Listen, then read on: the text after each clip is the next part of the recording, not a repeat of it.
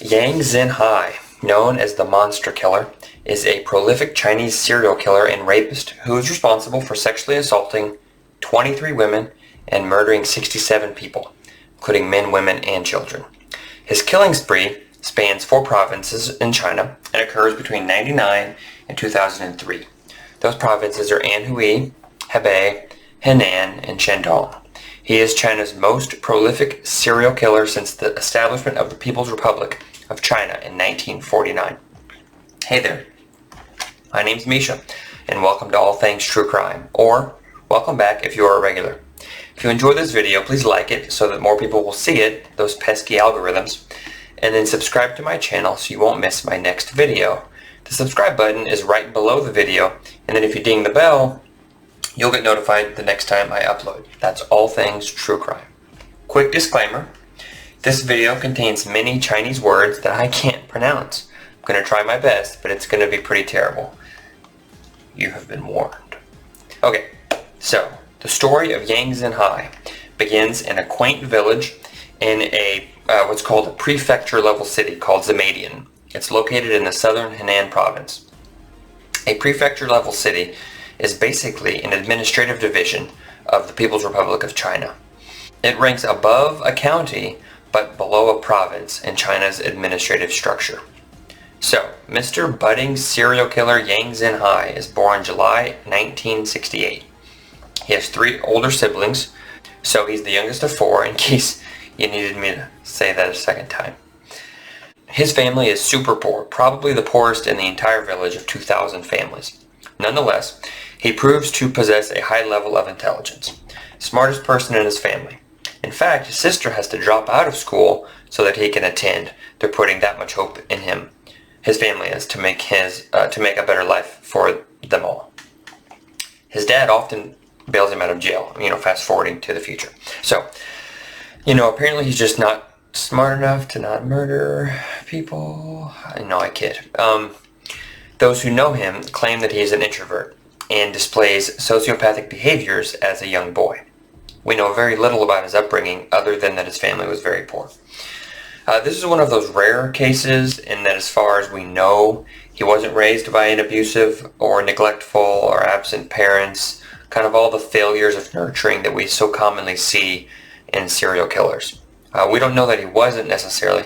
We're just unable to confirm it either way. In this case, if he wasn't raised by addiction-riddled, abusive, neglectful, absent parents, then he's just a little off-kilter. But, I think he is because friends and neighbors say that he's a sociopathic, he has sociopathic tendencies from a very early age. So, further proof that perhaps his nature was more to blame. Like I said, that's pretty rare, but it does happen. Usually the failures of the parents are a large part of the issue. Enough of that for now.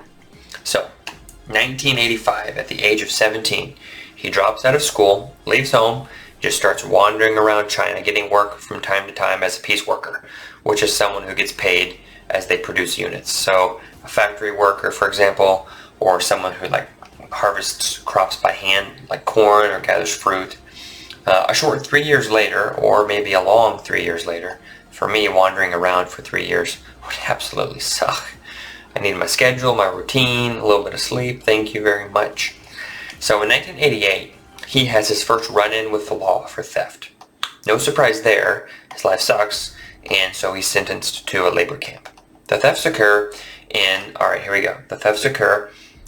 Xi'an, Shaanxi, and Shijiazhuan, which are all cities in the Henan province. I'm trying to get those words right. By 91, he's already gotten another sentence, a similar one, for stealing a second time. Same cities, same labor camp. He's just becoming a regular. In 1996, he is arrested for attempted rape in Zimadian, the city where his home village is located. They slap him with a 5-year sentence, but he is released after a short 3. After he's released from prison for this crime in 1999, this is when he begins his killing spree. No one is exactly sure why he decides to start murdering or how he comes about his modus operandi. I mentioned nature versus nurture before, and while we know Yang is one messed up dude and displayed sociopathic behaviors from a young age, the fact that he targets and murders entire families tells me that he's killing maybe the family he never had, the non-dysfunctional family. Not that that actually exists, but you know what I mean. Perhaps less dysfunctional than he had. So, Yang's MO is that he slips into a home at night, kills all the occupants with improvised weapons, typically things that he grabs once in the home, axes, hammers, shovels, and rapes at least one woman almost every time. Not sure how he picks them, and whether or not he stalks them ahead of time. As intelligent as he is, he probably does some reconnaissance work ahead of time, I would think. He commits each crime in a new set of clothes and shoes. That would get expensive. He also commits them in shoes larger than he wears. Probably, I would assume, to throw off police if they take bloody shoe prints. The size wouldn't match him, right? Creepy to think about how sneaky these guys can be. Ugh. In October of 2002, he kills a father and his 6-year-old daughter with a shovel before raping his pregnant wife. She manages to survive the attack, albeit with numerous head injuries. A few months later, in early December, in the village of Luzhuang, he massacres an entire family. This time, grandmother, parents, and 2 children. The grandfather finds them. His wife is still alive when he finds her, but she is unable to speak and dies a week and a half later from her injuries during the attack. He later confesses to using a hammer to bludgeon the family to death. Further in his confession, he states he disposed of his clothes in a nearby river and buried the murder weapon in a grave before walking 2 hours to another town. What a disturbed mind, murdering people by bashing their heads in with a hammer. Yikes. Man, do I wish psychologists could catch people like this before they get violent, or after the first crime maybe, like mandatory several weeks psychological evaluation, commit them to a mental institution for the criminally insane, aka a funny farm. So he used this MO for several other families. On September 19, 2000, 2 people were murdered in Henan. On October 1, in Anhui, 3 murdered, 1 raped. On August 15, 2001, in Henan, 3 murdered, 1 raped. In the fall of 2001, in Henan, 2 murdered.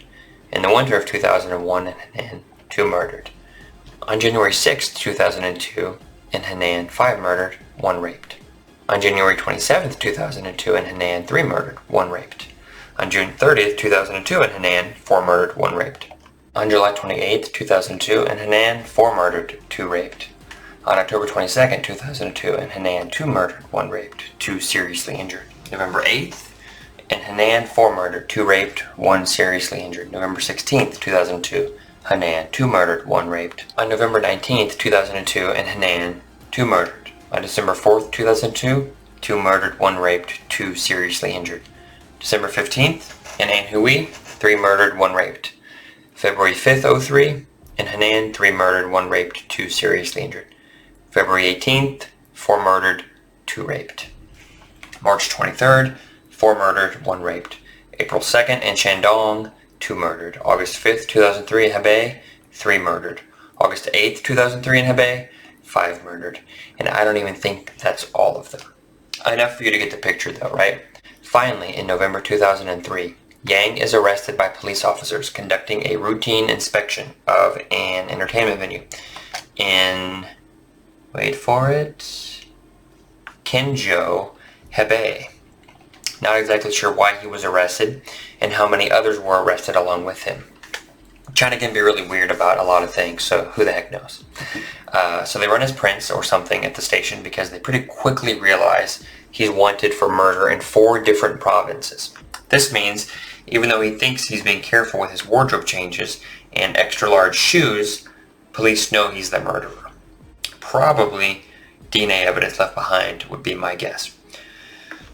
So when they present him with this, he spills really fast, confesses to all of it. In total, roughly 49 murders and 17 rapes in Henan, 8 murders and 3 rapes in Hebei, 6 murders and 2 rapes in Anhui, and 2 murders and 1 rape in Shandong. He says he often traveled between cities by bicycle. Of course, his DNA was a match to the DNA found at nearly every crime scene. In February of 2004, he refuses to appeal his conviction and is sentenced to the death penalty, death by firing squad. Finally, a punishment closer to befitting his crimes. Thank you, China. and you're not going to hear me thanking China for much. He was executed by firing squad less than 2 weeks later. Sayonara, sucker. Some experts believe that his motive was related to his strained relationship with his girlfriend. With so little known about his upbringing, law enforcement and other experts haven't really tried linking his past to his crimes. Others say he took a morbid pleasure in stealing, killing, and raping. Here's the only thing he said on the topic. When asked about his motive for committing so many murders and rapes, he said, quote, "When I kill, I feel the desire to kill again. This drives me to kill. I don't care if my victims deserve to die or not. I don't give a damn. I have no desire to be part of society. Society is not my problem." End quote. Well, Yang, you are not society's problem anymore either. Good riddance. If you enjoyed this video, please consider liking it and subscribing to this channel. Next week, we're going to learn about Javed Iqbal. He doesn't have a clever serial killer moniker like most of these guys, so for now, I'm going to call him the acid bath killer. He is a Pakistani serial killer and rapist who confessed to sexually assaulting, murdering, dismembering, and dissolving 100 boys between the ages of 6 and 16 between 1998 and 1999. I'm not going to spoil it, but his motive and the sentence handed down from the judge are reasons enough to not miss the next episode of Serial Killers. Catch all the details surrounding this crazy dude right here on All Things True Crime. It's truly chilling. Until next time, stay safe.